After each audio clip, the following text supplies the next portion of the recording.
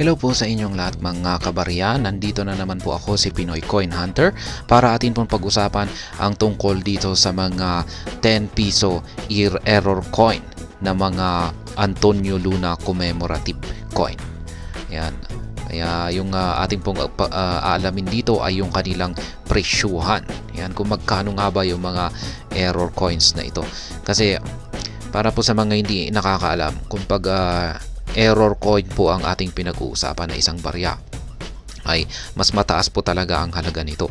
Kasi yung pagiging error nito ay ito yung parang nagdadagdag sa kanyang pagiging rare o bihirang uri o klase ng barya. Kaya mataas po talaga ang presyuhan ng mga error coin or mga baryang may maling pagkakagawa. Kaya yan yung ating pag-uusapan po rito ay yung mga binebenta ng mga online sellers. Kaya ibig pong sabihin ay yung presyuhan po sa mga online stores or online shops. Kasi dapat po nating malaman na iba po yung presyuhan sa mga community groups.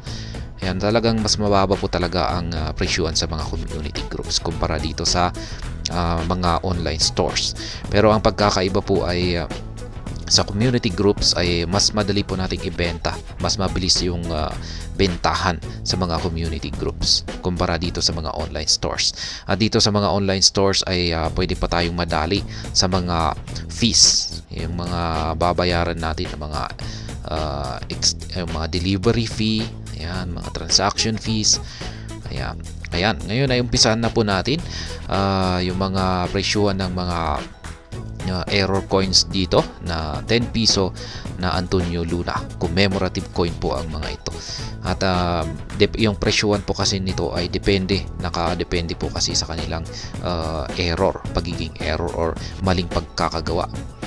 Kaya ayan, unahin po natin dito ang online seller na ito ay ayan po yung kanyang 10 piso na barya na Antonio Luna. Ayan, meron pa siyang ibang kuha rito. At ayon po sa kanya ay yung kanyang error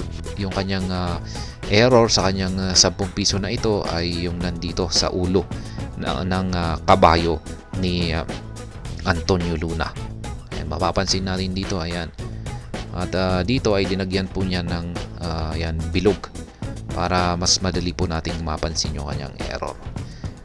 Ayan, parang may guhit-guhit na hindi natin maintindihan na marka. Kaya yan po yung kanyang error coin na tinutukoy dito. At yan, magkano naman niya ito binebenta.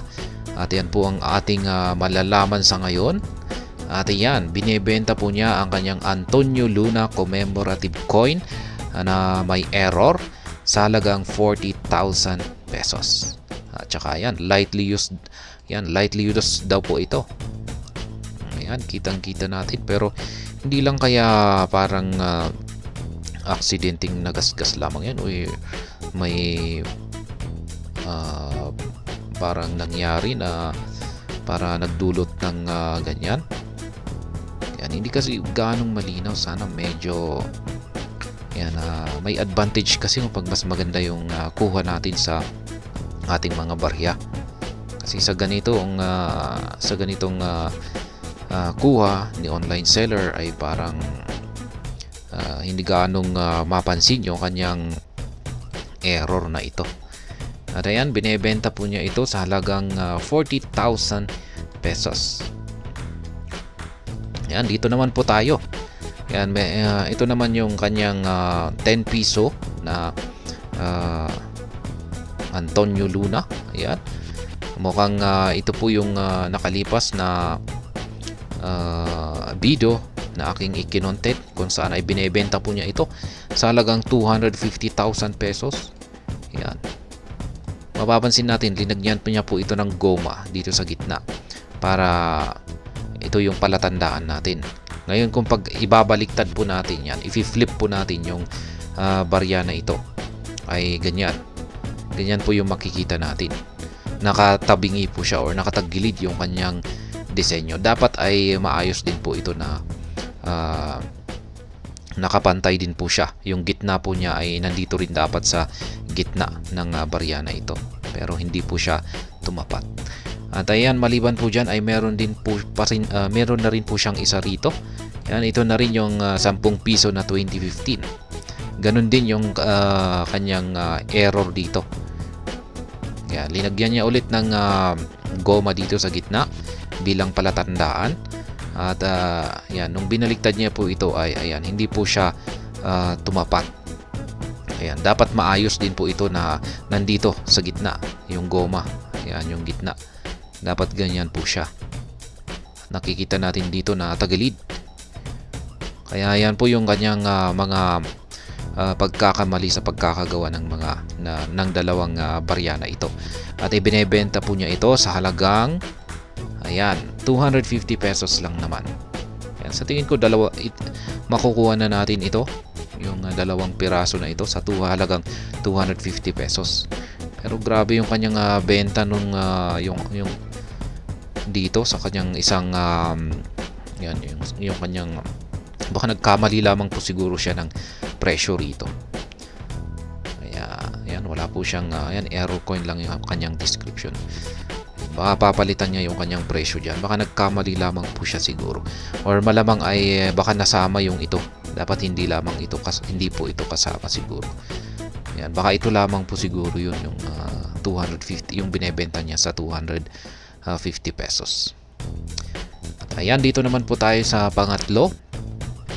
Ayan, isa na rin po itong 10 piso coin na commemorative coin ni General Antonio Luna. Ayan, at kitang-kita po natin dito na binebenta po niya ito sa napakataas na halaga or presyo. Nasa 298,888 pesos yung kanyang presyo. Dati po ay nasa 380,888 pesos. Ayan, at binawasan po niya ito at naging 298,888 pesos na lamang. Kaya yan, ganito po kataas yung kanyang presyo kasi meron na po kasi siyang multiple errors or napakarami daw po yung kanyang pagkakamali sa kanyang pagkakagawa. Kaya yan, nandito po yung kanyang description sa kanyang mga pagkakamali. Multiple errors, 10 piso coin. Ayan. The one eye of the horse is damaged and like blind. Ayan, yung isa daw na mata ng kabayo ay ayan, nasira. Ayan nga po. Ito yung mata ng kabayo na isa na maayos. Tapos ito yung sa kabila na kanyang mata at mapapansin nga natin na ito na parang pumukol. Talagang nasira. Kaya ito po yung isang kanyang error coin. Yung kanyang pagkakamali. Ayan, with other two marks. Ayan, the letters are thin and more. Ayan, yung dalawa pang marka ay manipis daw at saka marami pang mga pagkakamali. Ayan, linagyan naman po niya ng mga indication yung mga pagkakamali. Ayan. Dito ay yung letter D ay ayan, medyo manipis. Ganun din yung ito yung tapang, yung letter T at saka A manipis yung nandito sa kanilang ilalim na bahagi. Ayan, yung ano pa dito, ayan, meron pa tayong parang bumukol dito.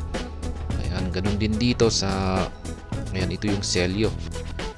Ayan, parang ayan, hindi natin mapansin dito. At saka ito. Ayan, pero marami nga siyang error, multiple error nga siya. Kaya ayan, pero ayan, sa tingin ko ay ayan, sobrang napakamahal yung kanyang presyo, 298,888 pesos yung kanyang presyo dito. Kaya yan pong muli yung mga benta ng yung mga error coins na 10 piso coin na Antonio Luna, isang commemorative coin. Ginawa po ito para sa kanyang ika-150th anniversary. Ayan, kaya inilabas ang commemorative na ito para kay General Antonio Luna. Ayan, yung error coin po ng online seller dito ay binebenta po niya sa 40,000 pesos. At dito naman ay binebenta naman po niya sa 250 lang naman. At dito naman ay binibenta po niya yung kanyang multiple error coin. Ayan, na 10 piso General Antonio Luna sa napakataas na halagang 298,888 pesos. Kaya ayan, kung meron po kayong ganyan ay yan po yung pwede po, at kung meron po kayong balak na ibenta yan sa mga online store ay ganyan po yung mga presyuhan dito. At ayan, hanggang dito na lamang po tayo sa video na ito mga kabarya. Sana po ay inyong nagustuhan ang aking paliwanag dito. Kung inyo po itong nagustuhan ay pakiclick lamang po ang like button nito.